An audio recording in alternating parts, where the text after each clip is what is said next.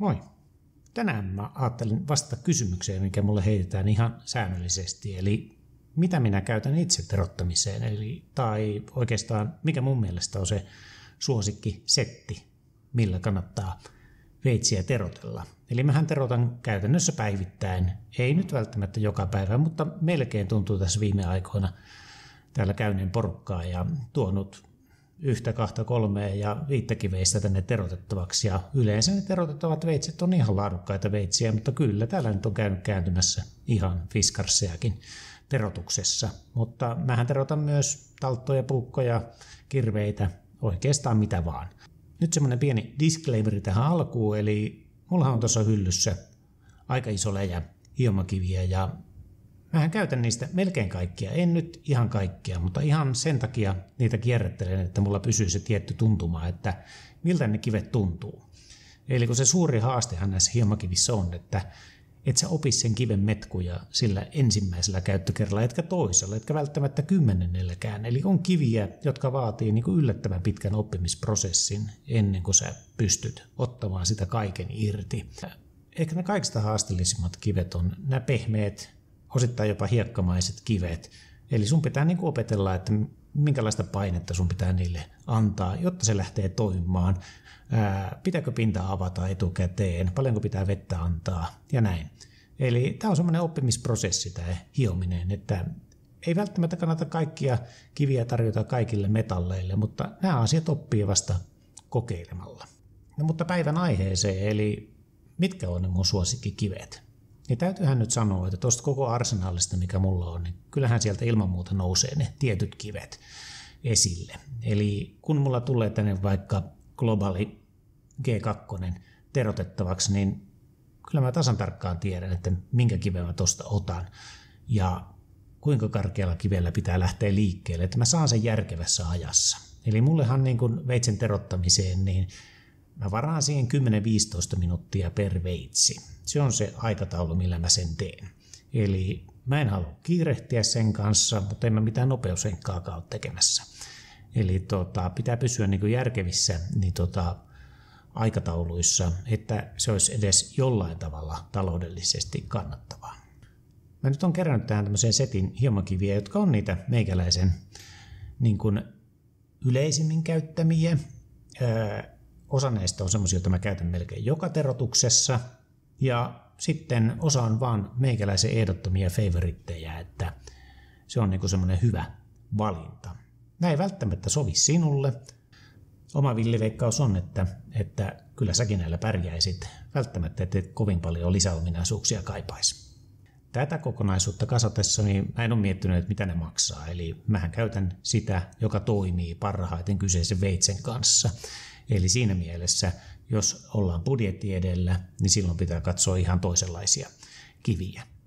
Eli kun mulle tulee terotettavaksi tänne veitsi, niin yleensä siinä on jo koloja silmin nähtäviä jotain vaurioita, jolloin pitää lähteä todella karkealla kivellä liikkeelle. Mutta semmoinen perusveitsi, joka tänne tulee terotukseen, niin kyllä mä aina lähden niin kuin vähintään tästä 400 tasosta liikkeelle. Eli mun ehdoton suosikki tähän on Naniva Pro 400.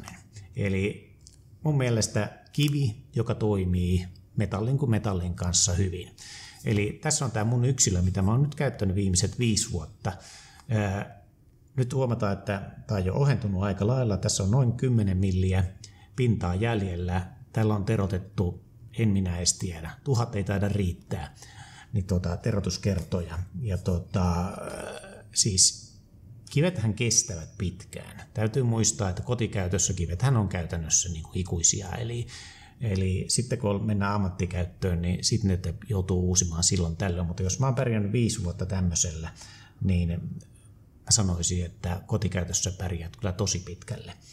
Eli ehdoton Naniva Pro 400 sen hyöty on sen toimivuus eri metallien kanssa. Mä en niin kuin tätä asiaa pysty enempää oikeastaan korostamaan. Se on semmoinen tärkeä pointti, eli kun sulle tulee terotettavaksi monenlaisia asioita, että on niitä helppoja fiskarsseja, on kovia hiiliteräksiä, ja sitten tulee niitä hankalampia pulveri- kautta työkaluteräksistä tehtyjä kääntöveitsiä ja eräretkeilypukkoja, niin sellaisissa tämä tulee todellakin tarpeeseen. on muitakin vaihtoehtoja. Eli mä käytän yllättävän paljon Imaneshin VZ400, eli se on tämmöinen vähän pehmeämpi, hiekkamaisempi kivi. Sen metkut kun oppii, niin sillä pystyy niin kuin saamaan kyllä, niin kuin mä johonkin kirjoitin, niin ihmeitä aikaiseksi. Eli se on niin kuin todella miellyttävä kivi käyttää. Mutta tämähän ei todellakaan ole se kaikista karkein kivi, mitä mä käytän. Mä käytän 220-kympppisiä kiviä, mutta tähän pakettiin mä nyt otin sitten vähän tämmöisen sivusta tämmöisen yllärin. Eli meillähän pitää olla tasauskivi. Niin yksi kaikista parhaista tasauskivistä on tämä Atoma 140. Toki Atoma 400 on älyttömän hyvä myös, mutta nyt tähän pakettiin mä otin ehdottomasti tämän Atoma 140, koska tällä on nyt 2 funktiota. Eli mä voin käyttää tätä tehokkaana karkeana kivenä ja sen lisäksi tasata nämä kaikki kivet. Varmaan joku siellä jo ihmettelee, että mitä mä 140 niin timantilla tasoittelen näitä hienompia hiomakiviä, mutta jännä juttu on, että sä pystyt sen tekemään. Eli tämä jälki, minkä tämä jättää, se on käytännössä olematon jälki siinä pinnassa. Mä oon yrittänyt jopa mikroskoopilla katsoa niin kuin 3-tonnisesta kivestä, että minkälaista jälkeä se jättää, mutta mun mikroskooppien teho ei siihen riittänyt, että mä olisin löytänyt siitä minkäänlaista niin kuin kulumaa tai jälkeä, joka olisi se aiheuttanut. Ja se varmaan johtuu siitä, että miten nämä timantit on tähän pintaan ladottu. Eli se poistaa sitä niin kuin tasaisen siivun siitä hiemokiven pinnasta, jättäen kyllä todella hyvän jäljen siihen. Ja sitten se vinkki, minkä mä oon kaikille sanonut, että jos se tuntuu siltä, että se siihen jotain jättää, niin sä voit aina ottaa vaikka sitten tämän 400 kiven ja pyyhkästä sillä sitten sitä sun 3-tonnisen pintaa muutaman kerran, niin avot sulla on siinä niin kuin hyvä pinta. Mutta he jo tunnetaan miehenä, joka ei timantteihin paljon perustaa, eli nämä on mun mielestä niin kuin sinällään ikäviä käyttää, eli täysin tunnottomia kiviä, eli näistä ei löydy niin kuin mitään semmoista fiilistä, mutta tehokkuus tässä 140 on asia, joka niin kuin jopa tämän meikäläisen niin kuin inhotuksen ohi menee, että ilman muuta tätä suosin. Ja luonnollisesti tasauskivenä aivan ehdoton ykkönen. No mutta sitten päästäänkin tutustumaan tähän ehkä siihen meikäläiseen lempikiveen, jos näin voisi sanoa. Eli ehdottomasti meikäläisen suosikki, jota mä käytän käytännössä jokaisessa terotuksessa, on se sitten mikä tahansa veitsi, mitä mä terotan, niin tässä on Naniva Pro-sarjan 800. Eli tähän mun suosikkilistaan nyt tuli 2 kappaletta näitä Naniva Pro-sarjan kiviä, eli se kertoo aika paljon siitä loppujen lopuksi sarjan voimasta. Naniva Pro-sarja on varmaan yksi harvoja sarjoja, joka on niin kuin hyvin tasalaatuinen läpi koko sarjan. Pieniä eroja siellä on. 600 pikkusen poikkeaa ja 2 tonnin poikkeaa myös hiukan tyyliltään. Eli 400, 800 tonni ja 3-tonniset kivet on varmaan kaikista lähimpänä toisiaan niin kuin toiminnallisuuksiltaan. 5 tonnen on pikkusen kovempi ja pintaliukkaampi kivi. 2 tonnen muodostaa kivan pintaslarrin siihen pintaan. 600 on pikkusen semmoinen väliinputoaja siinä ja sitä mulla ei olekaan nyt tarjolla tällä hetkellä enää. Ja mutta kokonaisuutena, jos katsotaan sitä sarjaa, niin se on todella pätevä. No, 800. Miksi 800? Eikä se etu 800 on, että mä käytän sitä sen takia, koska se on sitä tonnikiveä pikkusen tehokkaampi vielä.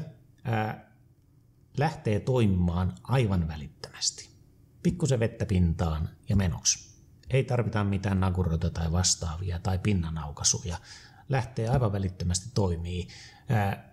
Pari vetoa ja sä huomaat, että alkaa metallia pintaa kertymään.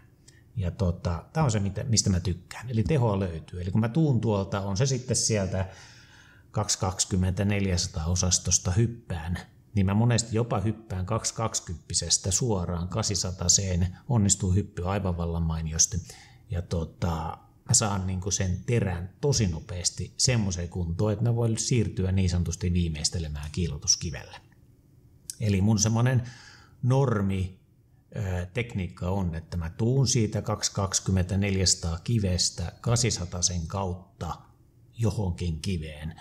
Eli mulla vaihtelee ehkä täällä yläpäässä ne kivet enemmän kuin alapäässä. Mutta yksi on semmoinen kanssa, että semmoinen ehkä harvinaisempi syy on, että mä tykkään tästä 800 väristä. Metalli kivasti näkyy siinä pinnalla ja se on kokonaisuutena älyttömän kestävä kivi. Mulla on jostain syystä näitä tuolla hyllyssä 2 kappaletta. Mä en muista mikä se syy oli, että siihen se toinen kappale eksyi. Mutta niin molemmat on ihan käyttökunnossa ja tässä huomataan hyvin, että tällä tasolla tämä kivi ei enää käytännössä kulu. Eli ne mun molemmat yksilöt, vaikka mä niitä käytän periaatteessa yhtä paljon kuin 400, niin huomataan, että kyllä se duuni tehdään tuolla karkeassa päässä. Kun mä tuosta 800 lähden sitten eteenpäin, niin mulla on kyllä aika paljon vaikeuksia niin kuin sanoa, että mikä se nyt olisi sitten paras kivi seuraavaksi. Mulla on siinä 2-3 eri vaihtoehtoa, mutta kun nyt piti yksi valita tähän mun suosikkilistaan, niin kyllä mun täytyy sitten mennä tähän Morihei 4-tonniseen.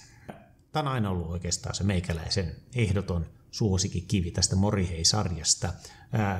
Vähän sama kuin toi 800, kun sä opit tämän niksit, niin tämä lähtee toimimaan saman tien. Eli käytännössä mä laitan tähän vettä vähän pintaan ja pyöräytän tasauskivellä sitä pinnan auki ja siitä lähdetään sitten kiillottelemaan. Eli toimii totta kai hiiliteräksellä ehdoton 1, mutta toimii oikeastaan millä muulla tahansa. Niin koska kiillotusvaiheessa niin enemmänkin se kiillotusteho on se, minkä minä nostan esille. Mähän voisin lopettaa kaikki asiakasterotukset aina tuohon 3000-4000 luokkaan, mutta kyllä mä oon aika lailla viimeisen vuoden aikana niin mennyt tähän Kenson 6-tonniseen.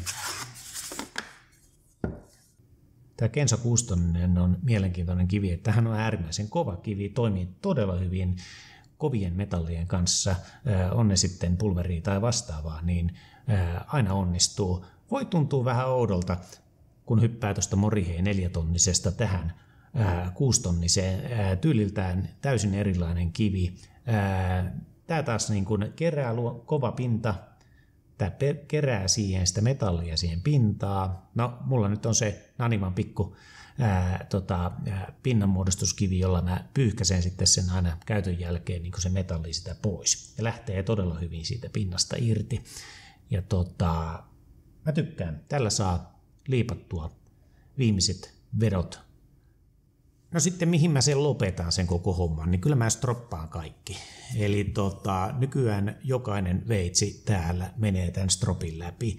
Eli mullahan on näitä 2 stroppia tällä softi ja medium nahalla. Eli softi on tämmöinen mukava, vähän nihkeämpi nahka. Medium on liukkaan kova nahka.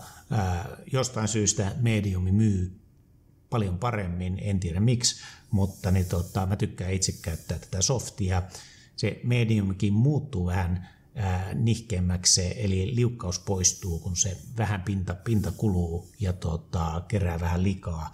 Mutta tämä on niin kuin alusta saakka semmoinen mukavan vasteen antava pinta, eli tekee jotenkin siitä stroppaamisesta niin kuin helpompaa tai enemmänkin etukäteen kontrolloitua, olisi ehkä se parempi sana.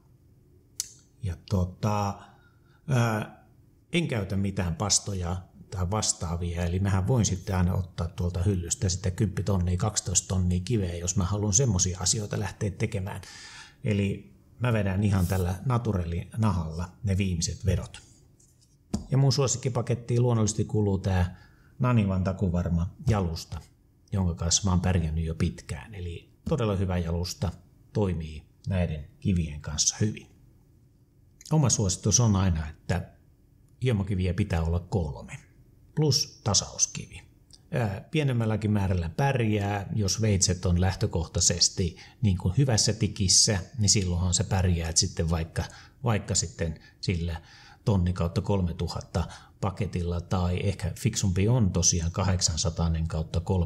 800/3000, eli silloin löytyy vähän sitä tehoa, mutta aina oikeastaan tulee sitten vastaan niitä veitsiä, joita pitää korjata. Ja kyllähän se täytyy sanoa, että munkin kaupassa yleensä se ostos, minkä ihmiset toisena ostoksena ostaa, niin on karkea kivi. Eli hyvin monella tulee eteen, että ei sillä tonnikivellä vaan pystytä korjaamaan niitä silmillä nähtäviä vaurioita siinä veitsessä, niin silloinhan totta kai tarvitaan karkeata kiveä. Niin silloin päädytään siihen 3 kiven settiin. Tämä on nyt se setti, millä mä oon pärjännyt hyvin. Ei tarkoita, että mä joka päivä juuri näitä kiviä käytän, mutta kyllä nämä vaan on ne, mitkä mulla nousee monesti esille ja tuolta hyllystä nappaan käyttöön. Kiitos, palataan taas seuraavan videon parissa. Moi!